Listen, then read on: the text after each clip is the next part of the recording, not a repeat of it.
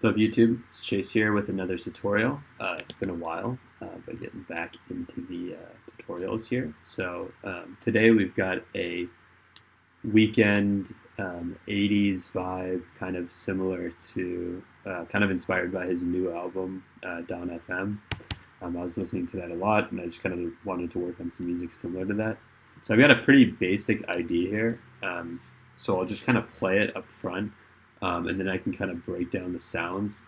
I want to talk about two kind of compression techniques that are in here. Sidechaining, which I've talked about before. And then in addition to that, I'm compressing the entire drum bus. And then just wanted to maybe talk through some of these synths for you guys. So I'll just generally break it down for you. I'll play the idea first, and then I'll start by breaking down the melodic elements, then the bass, and then the drums.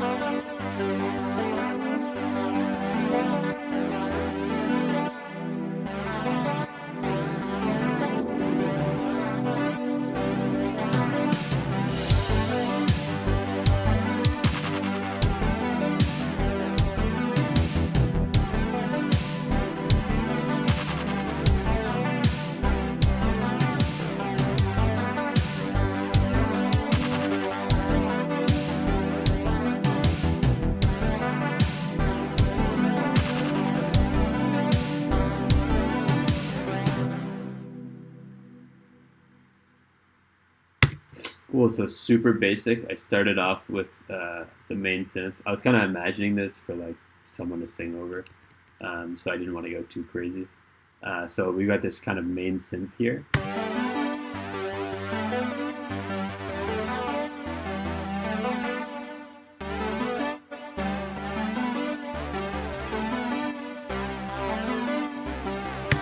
Okay, so what am I doing with this? I kind of wanted to make it sound like very vintage and degraded. So the thing that I've been doing now is using this dropout knob to increase kind of the number of dropouts. It makes it sound like it's sort of on like an old cassette, and it's like not reading it correctly, like the signal correctly. So I kind of wanted to make it sound really vintage.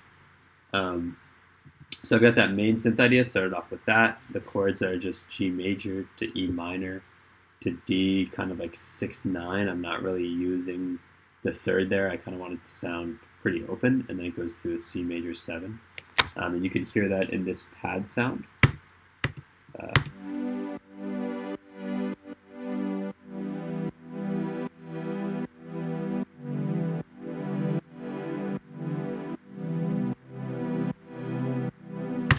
Right, and that synth pad is heavily sidechained to the kick. So the way to do that, I'm just using the stock Ableton compressor here. You just activate the sidechain, and then I audio source from a track where you just basically I've copied the kick drum. I just took the kick pattern, copied it down here. It is a real kick. But basically what you do is you just mute that sound. So when the synth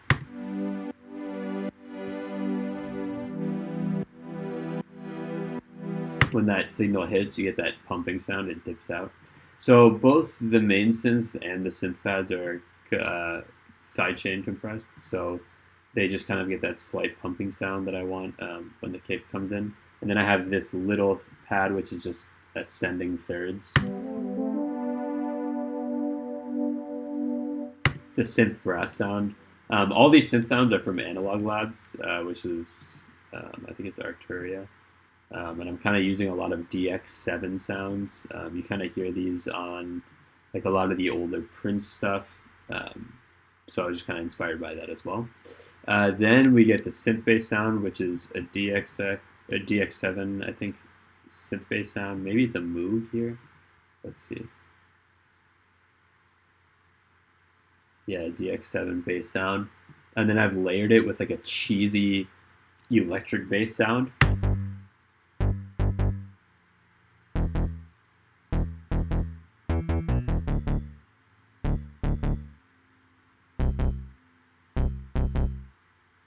And that's just following the chords, G to E to D to C.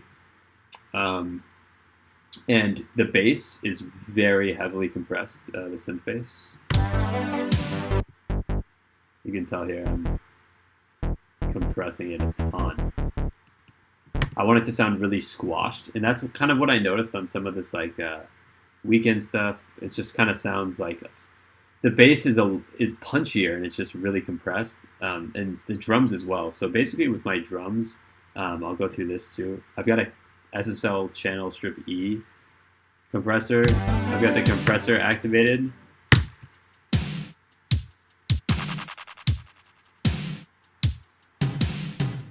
We got the compressor activated, and I'm kind of gluing all the sounds together. I'm making the transients. I don't know, the kick drum sounds a little bit more pronounced, while the snare kind of sounds glued a little bit. The thing I like about this sound, especially with this 80s vibe, is that you kind of get everything, all these drum sounds just kind of get glued together, and it sounds like it's its own little world, as opposed to like, I don't know, if I was doing like, if you're producing rock, maybe you've got like heavily panned drums all across the spectrum. But I've noticed some of this 80s stuff, the drums are very compressed. And I was also getting inspiration from like Sunflower by Post Malone and Sway Lee. And their drums just sound small on purpose. And I think it just kind of fits the 80s sound. So I'll play it, compressed, these drums compressed, and then uncompressed.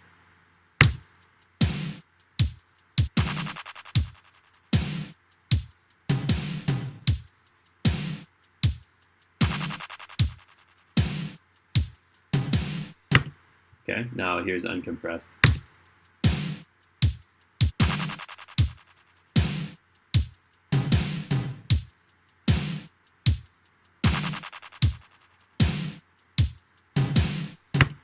Everything sounds separated, and that's not what I want. I wanted everything to sound compressed together, glued together. I would use, if I was like in a studio and we had access to a console, like an SSL, I would use like a G-Bus compressor. They also have G-Bus compressor plugins, which do a better job of kind of gluing everything together for that.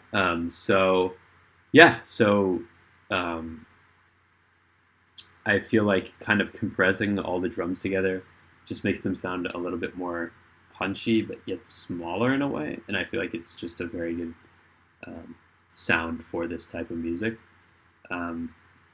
Then the other thing is I've just got this little Foley in the background. Just a huge fan of adding that in the background. It just makes something simple sound a little bit more real. Because when you're listening and kind of working on music alone, like I think this is a great idea, and I would like love for a singer to top line this and have vocals on it. But when you're kind of doing things alone, it's difficult to kind of hear like, okay, well, what's it going to sound like with a singer? And sometimes you kind of second guess yourself if you're like, oh, well, it's a really simple idea. It's just 4 chords in the same melody. So I don't know, just kind of adding this Foley just gives it feels like the music is kind of set in its own world, and it just makes it easier to just kind of work through. And it just, I don't know, I just always add this Foley in the background just to make sure there's something kind of filling in a little bit of the space.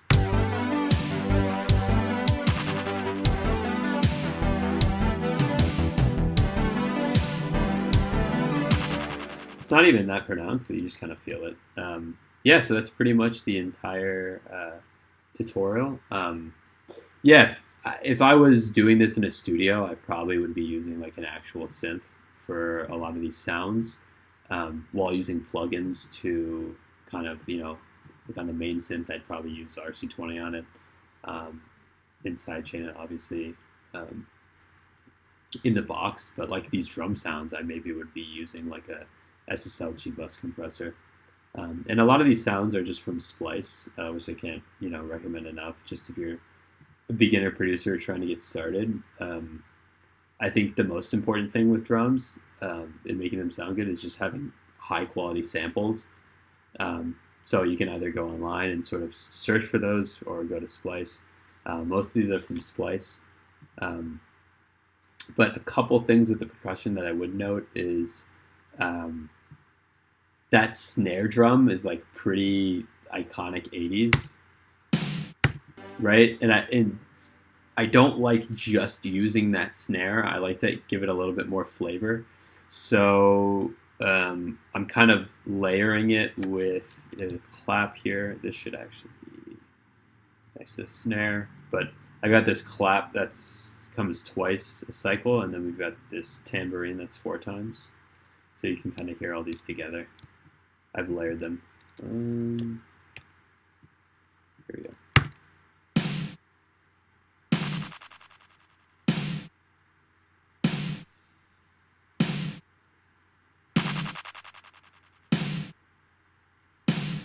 Right, so it just gives it a bit more flavor instead of just having that. That snare sounds kind of, it's classic 80s, but it can get kind of dry if you're just using it. So I like to add in. This clap has delay on it.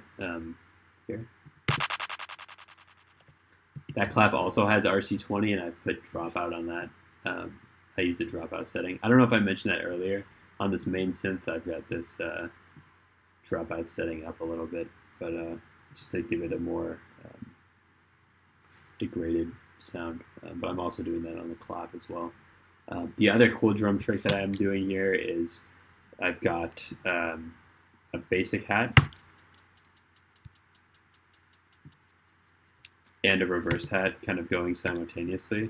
And the regular hat is panned to the left, where the reverse hat is panned to the right. They're doing the same pattern. Just kind of a cool way to spice up the drums a little bit. I like to go a little bit further with drums and not kind of just do the basic, snare, hat, kick only. Just add a little bit more flavor. So that's that. That's the tutorial. Let me know in the comments if you guys have any questions or what ideas you'd like to see next for tutorials. So just let me know. Have a good one, guys. Thanks.